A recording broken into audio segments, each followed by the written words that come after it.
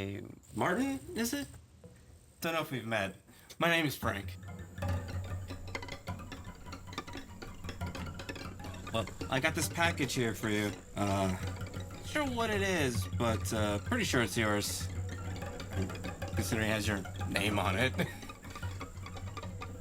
Oh yeah, I saw you had some other mail and shit piling up, so I decided to deliver that too.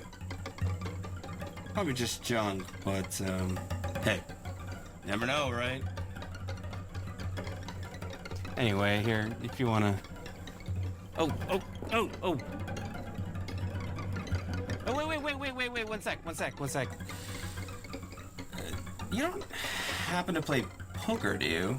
Me and my friends, we have a weekly poker night at my place on Wednesdays. You've probably seen the cars parked around up front. Anyway, would you like to join us next time? I can introduce you to a lot of cool people, but I just... Wait. You forgot your package.